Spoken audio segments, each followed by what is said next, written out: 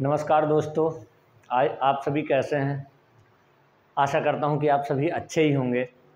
जैसा कि हमारी प्रीवियस क्लास थी कार्बोहाइड्रेट की, तो कार्बोहाइड्रेट में हमने कार्बोहाइड्रेट के बारे में सामान्य परिचय दिया था, जिसमें से ये बताया था कि कार्बोहाइड्रेट क्या है, कार्बोहाइड्रेट का कॉमन फार्मूला क्या है, कार्बोहाइड्रेट का जनरल फार्मूला क्या है, कार्बोहाइड्रेट का नेम क्या है, कार्बोहाइड्रेट के कितने टाइप थे। ये सारी जो है चर्चाएं हमने प्रीवियस क्लास में कर रखी थी।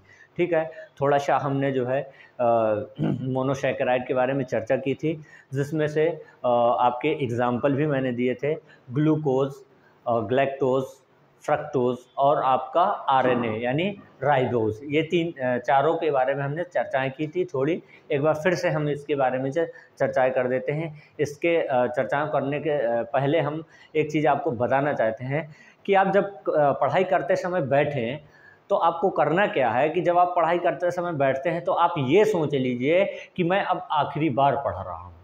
क्या सोचना है कि अब मैं आखिरी बार पढ़ रहा हूँ, अब इसके बाद मुझे नहीं पढ़ना है, यह मेरा लास्ट अटेम्प्ट है और इस लास्ट अटेम्प्ट को मुझे हर हाल में पाना है।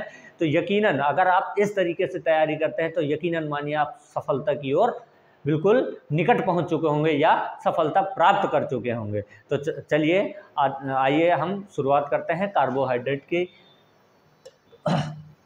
जैसा कि हमने प्रीवियस क्लास में एक आपको क्वेश्चन भी दिया था कि कार्बोहाइड्रेट में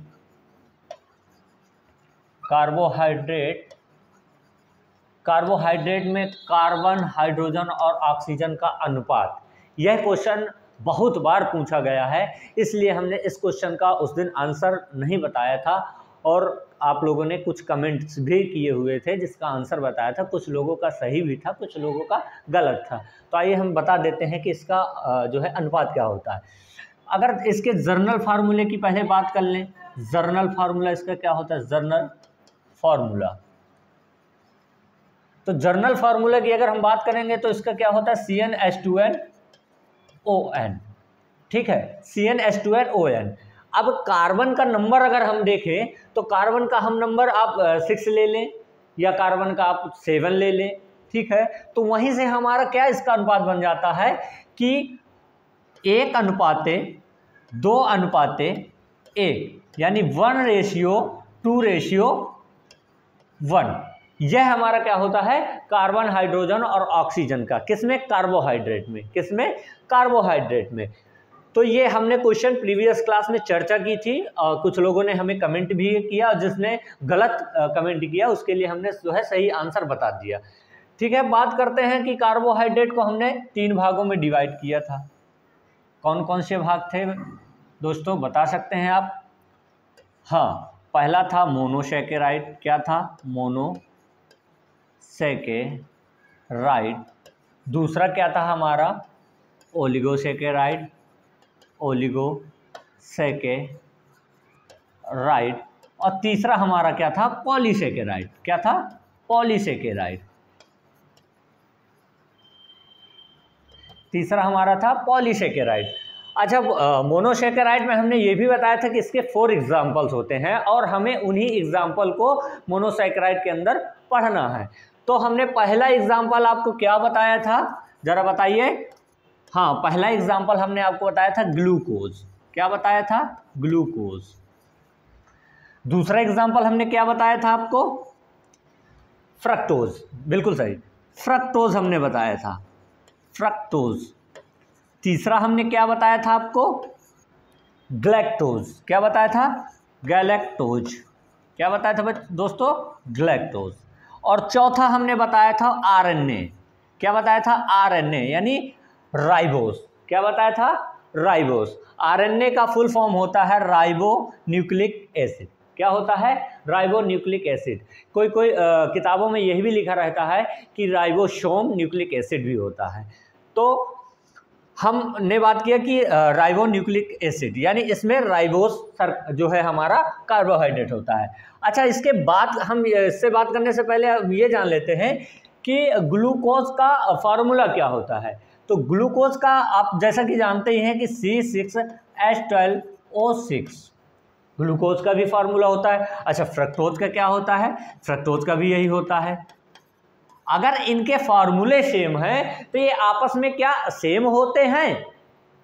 नहीं, इनकी क्या होती है कि प्रॉपर्टी इनकी चेंज होती है। प्रॉपर्टी क्या होती है? डिफरेंट होती है। यानी जो इसकी प्रॉपर्टी होगी डिफरेंट कैसे होगी, बात करते हैं। गैलेक्टोज का भी हमारा क्या होता है? C6H12O6, ठीक है।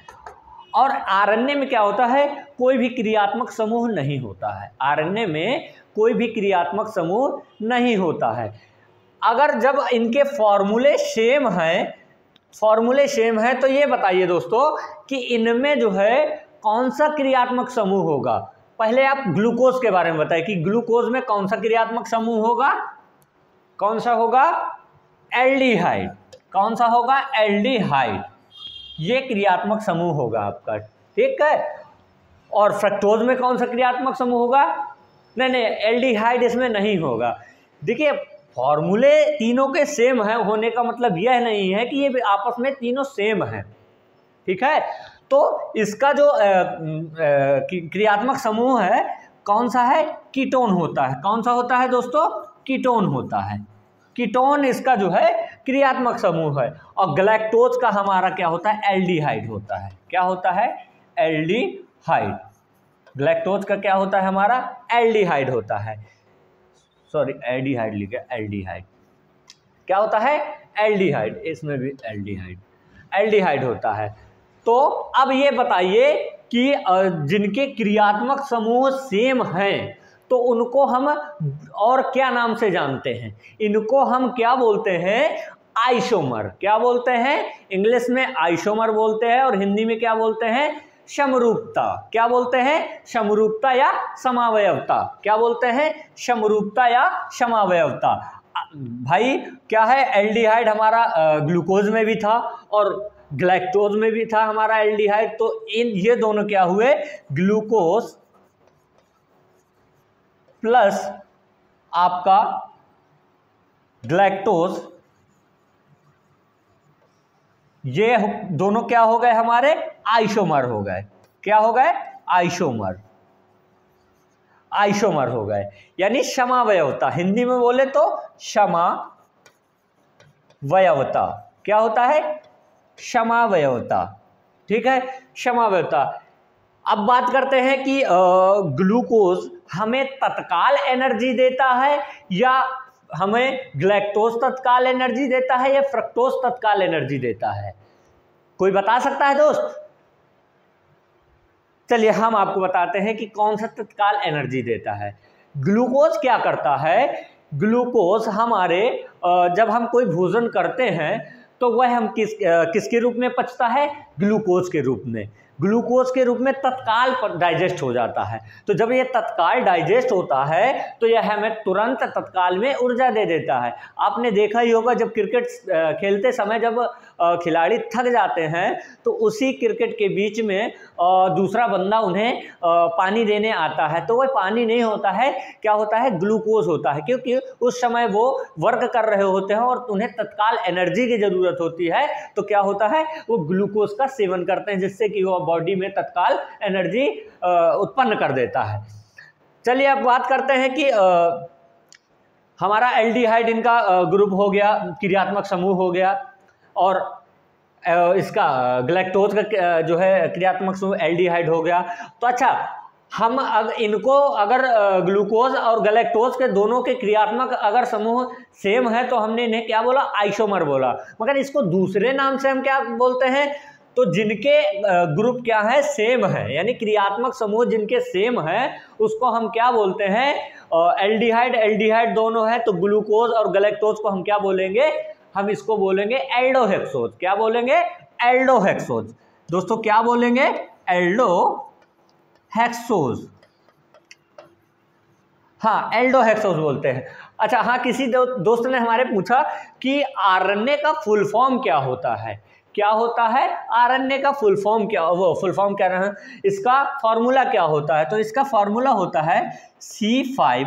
अब जैसे कि नॉर्मल हमने जो है जर्नल फार्मूला CnH2nOn पढ़ा था, अगर कार्बन की 5 ले लिया है, फॉर्मूला आप बना भी सकते हैं, इतना बार आप याद रखिए कि इसमें कार्बन की श्रृंखला में कितने कार्बन होते हैं। तो अगर हमने 5 कार्बन ले लिया है तो H2N यानी वाटर में कितने नंबर, यानी 2 × n नंबर, कितने 2 × n नंबर। अगर 2 का मल्टीप्लाई 5 में करेंगे तो कितना हो जाएगा, 10 हो जाएगा। क्या हो जाएगा, 10 हो जाएगा। तो ये क्या हुआ, C5H10O5। क्या हुआ, C5H10O5। ये किसका हो गया, अगर हम इसको कार्बोहाइड्रेट के रूप में बात करें तो क्या होगा, पेंटोज हो गया। क्या हो गया, पेंटोज हो गया दोस्तों, पेंटोज हो गया। चलिए अब ये तो हमारे हुए मोनोसैकेराइड। मोनोसैकेराइड में आपने ग्लूकोज पढ़ लिया, गैलेक्टोज पढ़ लिया, और आपने फ्रक्टोज पढ़ लिया, और क्या पढ़ लिया, आरएनए पढ़ लिया। तो अच्छा दोस्तों, एक मेरा प्रश्न है सभी से कि आप ये बताइए कि शहद में कौन सा कार्बोहाइड्रेट पाया जाता है। शहद में कौन सा कार्बोहाइड्रेट पाया जाता है। तो जो शहद में हमारा कौन सा कार्बोहाइड्रेट पाया जाएगा, फ्रक्टोज। कौन सा पाया जाएगा, फ्रक्टोज। शहद में फ्रक्टोज पाया जाता है, यानी फ्रक्टोज कार्बोहाइड्रेट पाया जाता है।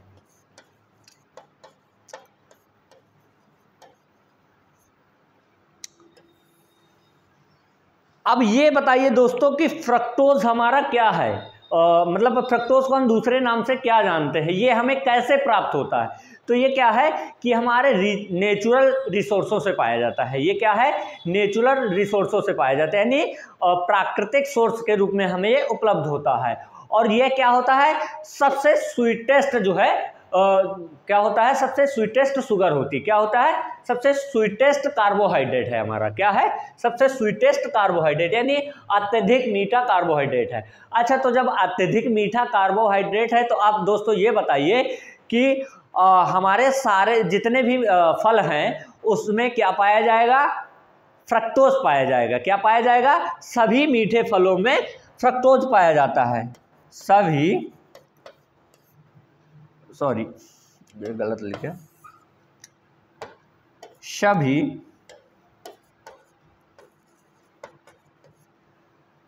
मीठे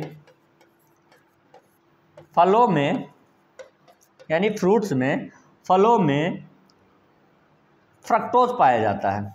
क्या पाया जाता है, फ्रक्टोज पाया जाता है।